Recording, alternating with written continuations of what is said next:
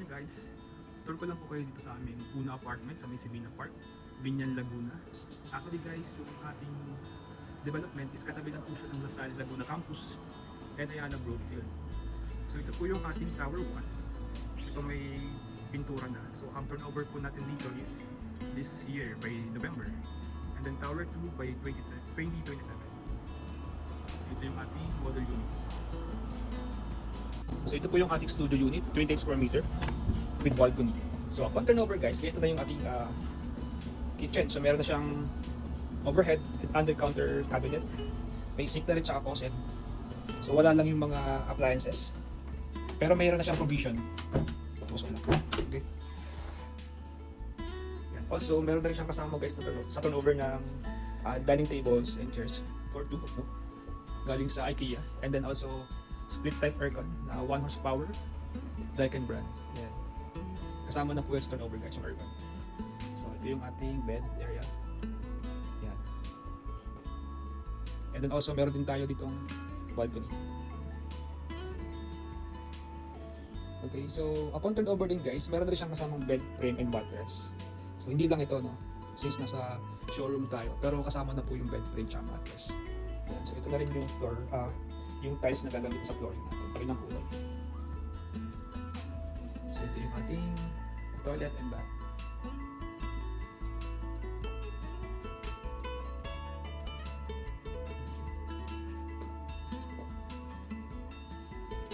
So okay, check naman natin yung 1 bedroom unit. So this one naman po is 37 square meter. Nalikot ko lang para di mainit. So ito siya guys. So ito yung ating kitchen. Yan. And then going to your living room. So for the 1 bedroom, yan, same with studio, may mga gamit na rin siyang kasama no, from IKEA for Tower 1 and Tower 2. Yan. Mga furnitures. So yan, yung couch, sofa kasama na, and then yung aircon dito sa may living room kasama na siya. So dito naman yung ating balcony. And then yung flooring, same din sa ginamit sa studio. So dito naman yung ating toilet and bath.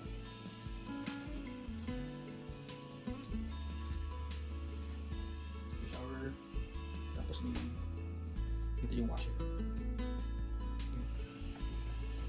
And then ito naman yung ating bedroom.